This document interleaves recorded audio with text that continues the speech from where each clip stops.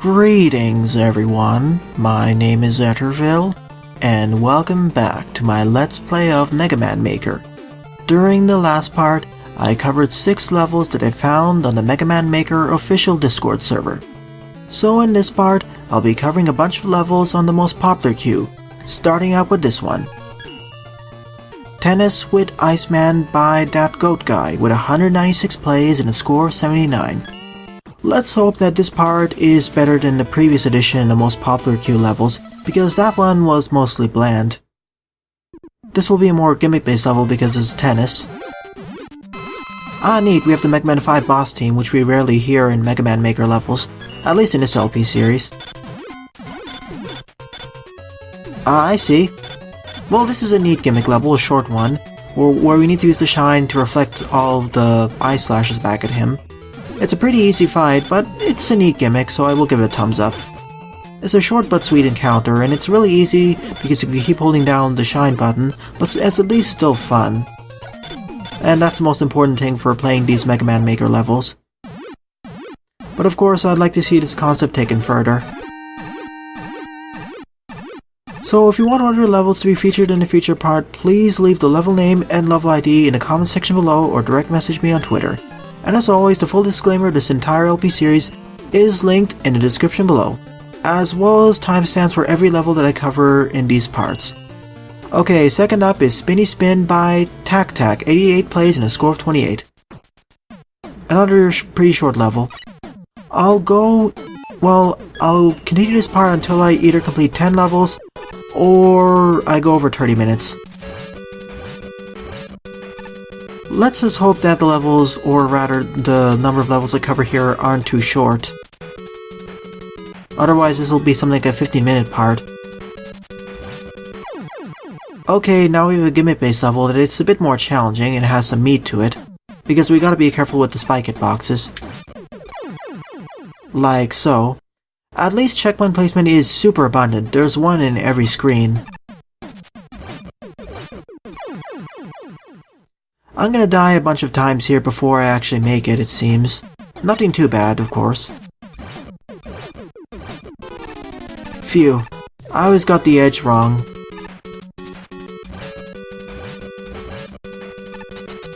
That segment was a lot less difficult than I expected, and now the stage ended. Darn. This fight is a lot more difficult than usual because you have to... Never mind. Because Iceman cannot attack you from upwards, the only risk is if him ramming into you when he moves around, or you somehow hitting the ice slasher. I wish this stage went on for 3 or 4 times the length, so I can't give this a thumbs up. It feels like a nice start for a full stage, so I will give it that. Third up, The Great Jump by Project 100, 69 plays and a score of 27. To avoid what happened in the previous part, I will be playing usually only higher rated levels. Not the really low rated levels that went on the popular queue, unless their name is pretty interesting. Once again, I really wish in the description for every level there is a numerical counter indicating how long each level is in terms of screen length. And now I have to keep running so we don't get killed by the Picket Man or fall into the force beam. And now Sparkman platforms. Oh, and this is a pacifist stage too. That's actually quite neat. We haven't had one of these for a while. Why are there junk blocks up there, or dust blocks? Also, more importantly, where's the wall for the store? It's not connected to anything. That's going to be a subtraction from the score of the stage, in terms of design. We have an empty room and Bomb Man. Oh, I see there. I need to dump Bomb Man into the pit, or rather lure him to jump into the pit. That was easier than expected. That was a short but neat pacifist stage, but I'd like to see it go further. This will probably be a common trend I'll echo throughout all of these stages that I cover.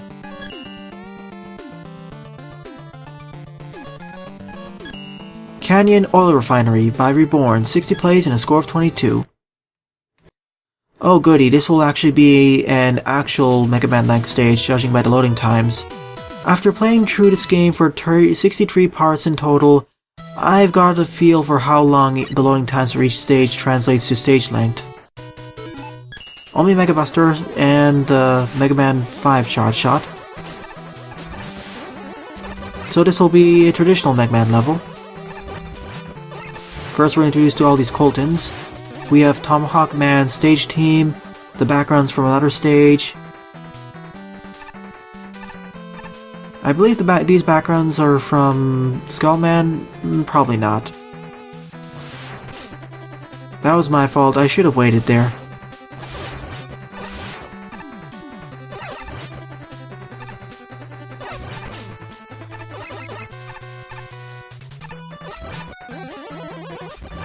Now we're introduced to the Metars, Bee-Bitters, as well as the Caterpillars. Slowly, the challenge progression is getting a bit harder, nothing too bad.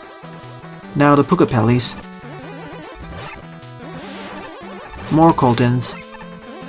The only really difficult part of the stage so far are those jumps. All the enemies are... Whoops, that was my fault. All of the enemies here are relatively easy to deal with. Alright, this is the way you're supposed to do it. If you take the lower route, you get access to an E-tank. Thankfully, it's not too far back, so I'm not complaining. And checkpoint placement is more of the traditional kind, so it's more of my fault for missing the jump there. It's not too annoying though, because it's not too much of a walk away to get back here. Probably the next checkpoint placement is right after this screen or the next section. Okay, this screen. So definitely it's following the traditional Mega Man style of checkpoint placement. Not complaining because this stage is more of the traditional Mega Man style difficulty of the classic NES titles. Plus the difficulty is slowly being ramped up in terms of the enemy placements as well as gimmicks, because we had the spinning tops, those flipping platforms from the other stage, as well as the fire bars being introduced here. Now we have Spike Drop, which I failed to react to fast enough because there was a sudden one block deviation to the left. At least there's a checkpoint right over there, so it's not too much of a loss. It was only 3 screens away, after all.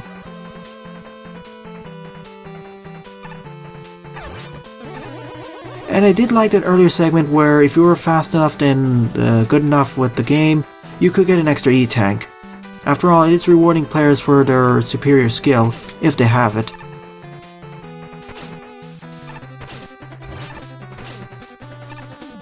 That was way too close.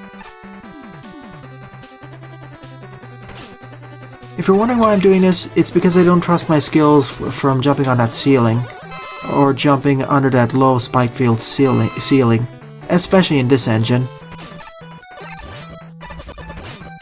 So far, this is definitely my favorite level of this part. For one, it actually has some meat to it. At least a 5.5 or 6 out of 10. Probably 5.5. As I felt it could focus more on its gimmicks a bit more. Stone Man. Still, it was a fine traditional level.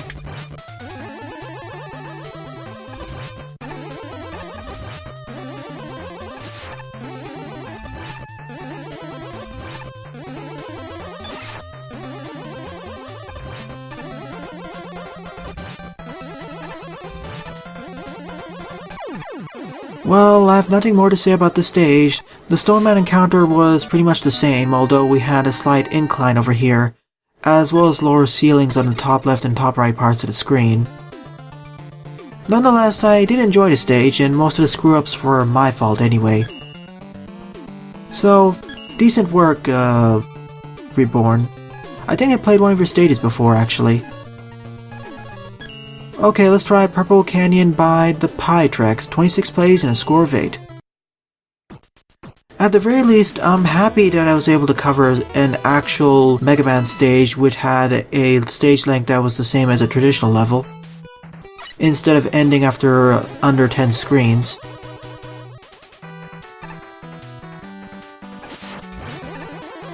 Wait, this stage is supposed to be called the Purple Canyon, but the only purple colored tile set so far is the background. Everything else is orange, brown, and green. Well, the title of the stage is certainly lying then. It should be really called the Orange, Green, and Brown Canyon. Well, I know why it's called purple, it's because of Time Man. Well, I do get my idea. The only really purple colored thing is the sky. None of the enemies are purple either. At least this stage has some semblance of challenge, just like the previous level, so I'm happy for that.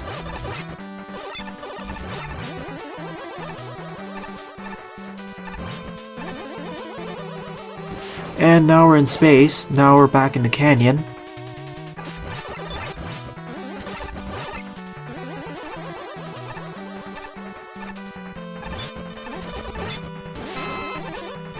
Also, the challenges are being introduced somewhat decently, or at least on par, or below par, but at the very least the challenges are getting harder and harder. And now we fell into a forest for some reason.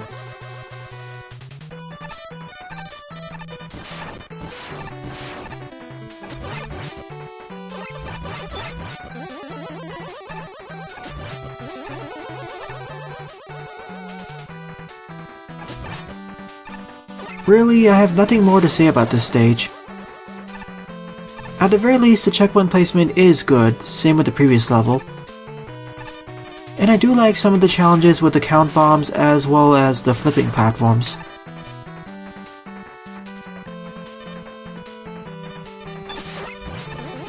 That's how you're supposed to do it.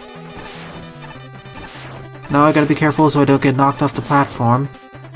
I was worried I was gonna get knocked off the platform at a Skeleton Joe, but it just despawned. And this is also a pure traditional level because I don't have access to a special weapon. It's certainly more challenging than the previous stage, that's for sure. Although the name is definitely a lie. The only purple thing is the background. Not the tile set, not the enemies. Oh, this is a really neat way of fighting Time Man.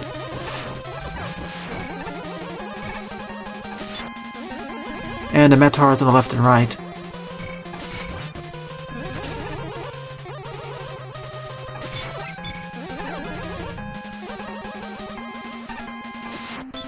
Just missed it. What happened there? I was jumping and it failed to work. Well, I'll write that off as an oddity. Let's try this again.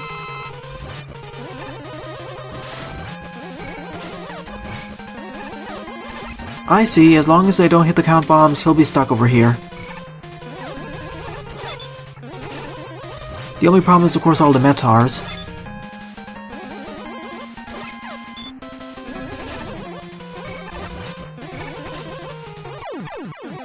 At the very least, Time Man is weak against the Mega Buster. This was an interesting way to cap off the Purple Canyon, the only purple-based enemy. I keep railing on it, my apologies, ThePieTrex. The rest of the stage was, at the very least, decent, 5.5, so I will give it a thumbs up. It's probably my second favorite stage of this part, next to the Great Jump. Or rather, Canyon Oil Refinery. Sixth up is Christmas Tree by Prah, 61 plays and a score of 20. A short level too. Oh, I see, this is literally a Christmas tree. I don't think we need that many checkpoints, but okay.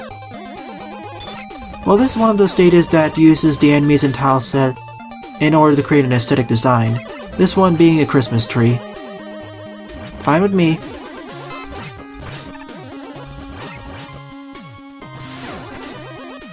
And there's the top of the Christmas tree.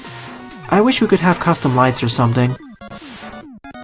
Also, unlike Mega Man 8, you cannot just slam right into the party ball and take some damage.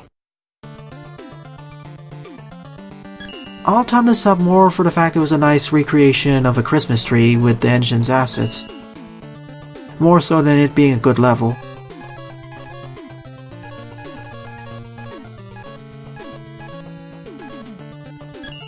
Sure, let me try this. New Mega Man boss, Roomba Man by TNSF. 58 plays and a score of 18. Let's see how this works.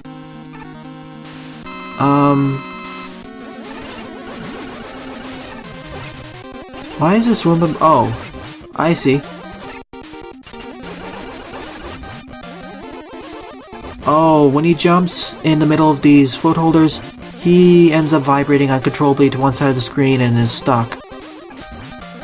Until he gets to the other side and it can become jumping again. Like so. This is hilarious, actually. I'm glad that I found this level. It just shows how hilarious some of the engine glitches can be. So, thank you TNSF for making this funny glitch exhibition part. Oh, and Mega Man is vibrating a lot too. So I will give this a thumbs up more for the hilarity's sake, more than the actual level quality. Let's try out this level, Flame Stag Classic Style by Lair the Navigator, 47 plays and a score of 16.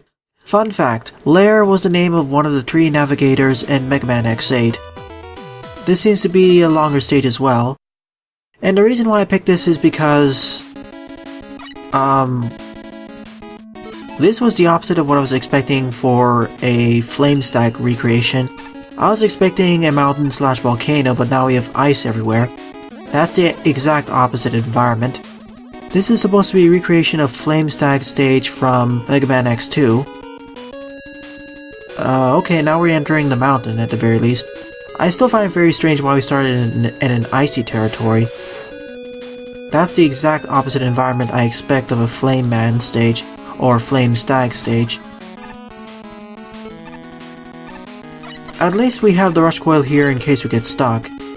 If we were Mega Man X, we'd be able to just wall kick our way upwards. Now we're entering the volcano. Too bad there's no wall of fire slash lava chasing us upwards.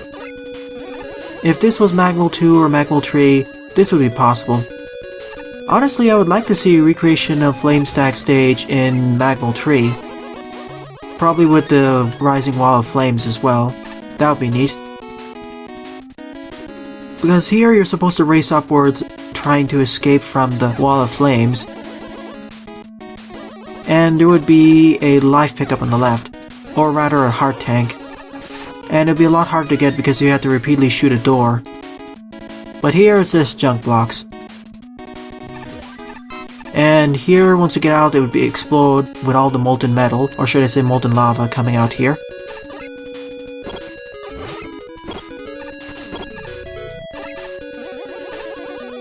And honestly, time slow is accurate because the charged up version of Crystal Snail's ability slows down time. And the charge kick's equivalent is the wave burner, specifically the charged variant, so it does make sense why we have both of them. Here we're forced to use the charge kick, but it's fine. Now we have the second volcano.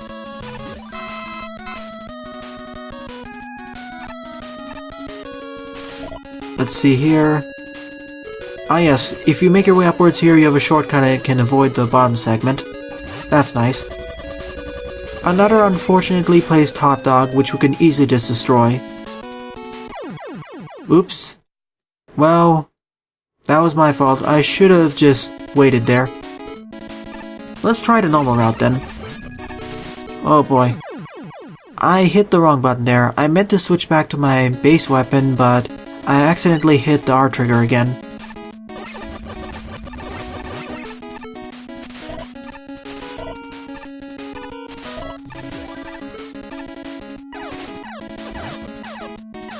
Honestly, this stage feels a bit shorter than the original Flame Stag stage, although I think it's mainly because of how it's arranged.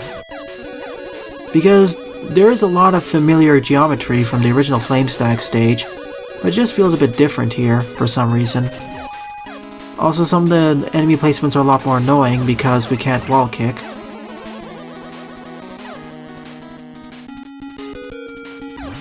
Especially the batons.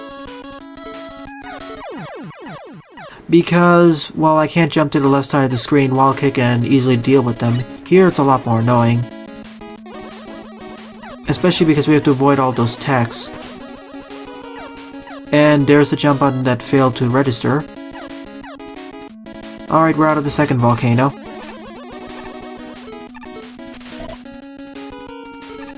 And this is the boss corridor leading up to the boss fight against Flame Stag. And we have snow in the background for whatever reason. Okay, fair man, close enough because he is also really aerobatic like Flame Stag is. Although in the original Flame Stag boss corridor, there wasn't these platforms above.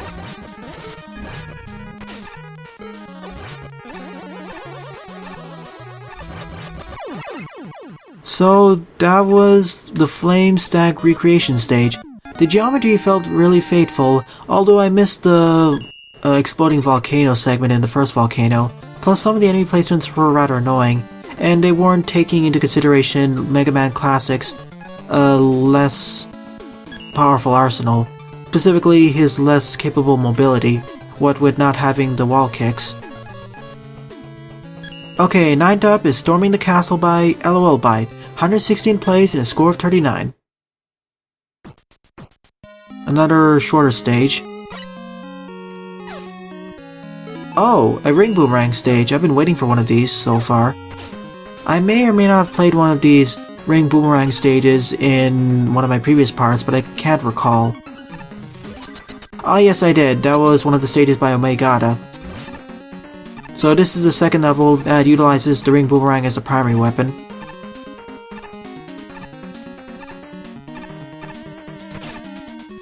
That was close. Again, another unfortunately placed hot dog. That jump could have gone horribly wrong there.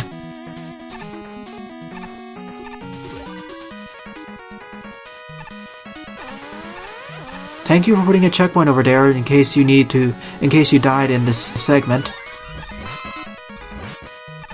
A lot of explosions there. Instant death for whatever reason. Oh, Rush Jet segment. I forgot I have access to Rush Jet. Well, okay. I retract my earlier statement. Now I have to deal with all of these killer bullets, though. That was a really short segment.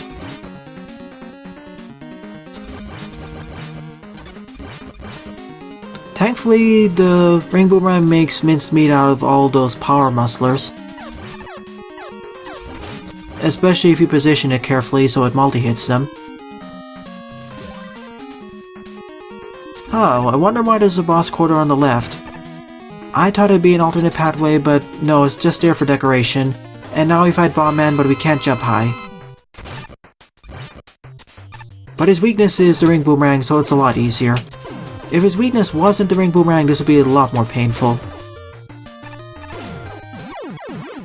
Make sure not to hold down the jump button, otherwise you'll instantly die by ramming your head into the red force beams of death. Honestly, you could have made the Bomb Man's weakness not the ring boomerang to increase the challenge. At the very least, it was an almost power stage. 4.5 or 5. With some more adjustment, I will give it a thumbs up. Okay, I was wondering what happened there. Oh, I already played this in the previous part. Which one should I do? Old Cut Man or... I'll go with this one for my final level. Mega Man the Wily Wars Buster Rod.G Stage Sega Genesis Remake by Lennon, Jonh, H. 69 plays and a score of 36. Oh, I've played some of Lennon John's levels before, at least one of them. In fact, I think I played their last level in the previous Most Popular Queue Levels section or part.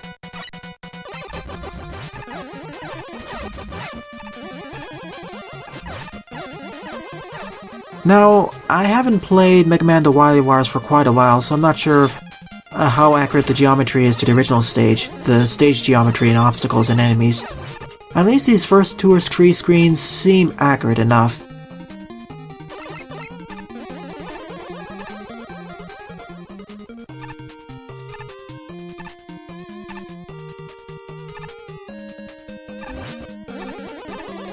For one, I don't think these platforms were back in Mega Man the Wily Wars. These were introduced in Mega Man 4 or 9. I think think they're meant from Mega Man 4, the Cosmic platforms. So that's already a deviation. We have a whole bunch of special weaponry, all of which is available in Mega Man 1 through 3. So that's accurate. Good job on that front. And I'm just gonna ignore all these enemies because they're really annoying.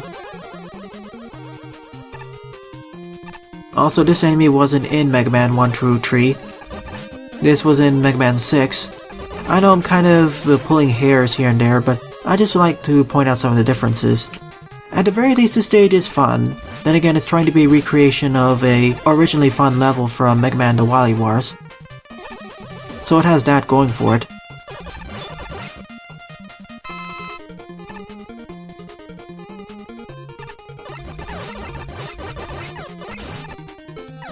Oh yeah, I should be utilizing my special weaponry more. I have so much over here anyway.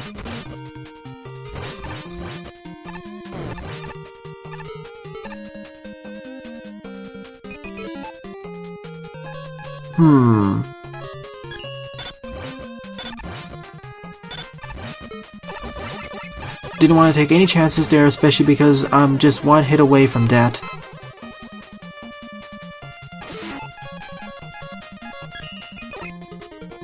Thank you, Fast Stopper.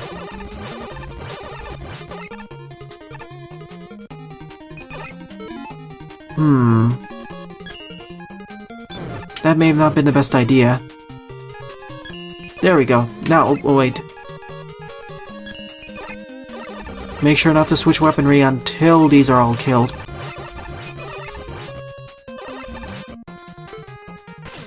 Oh, phew, I thought I was gonna die there. I'm just down to 1 health.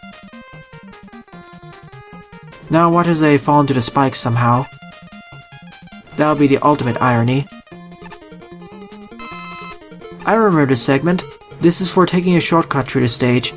And you need to use the hard knuckle for this.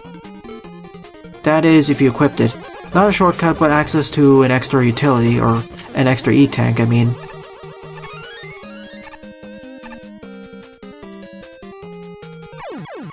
And lo and behold, I ended up falling to the spikes there.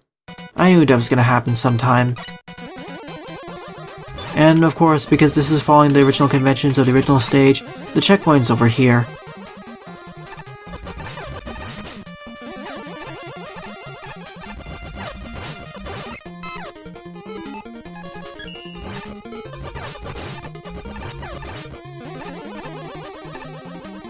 At the very least, it's not too far back, so I'm not complaining. I always have had problems with jumps like these in this engine. Specifically with the low ceilings. Kind of same with Magmal 2 actually, because they do share the same base engine, but then again Magmal 2 doesn't have that many tight jumps over low ceilings.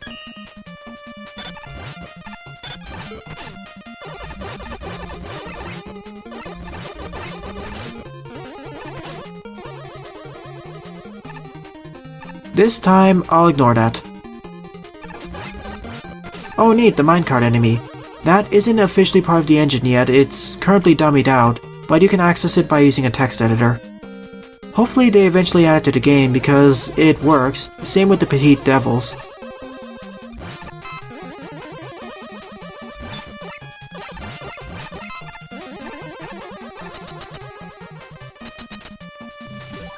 And at the end of the stage, we will be fighting Buster Rod.G, but instead we fight Plant Man as a replacement.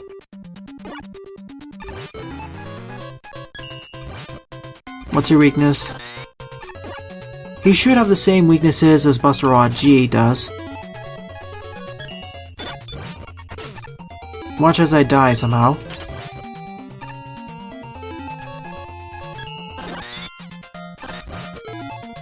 Surf Snake? I'm not taking any risks, I'll just use the E-tank. Nope, immune to it, of course. Nope. Hard Knuckle? Of course, Hard Knuckle. Thankfully, it deals a lot of damage, it isn't too inconvenient to use. I think Buster Rod.G also had another weakness, but it's not present here. mainly because bosses can't have multiple weaknesses. At least that's what I think.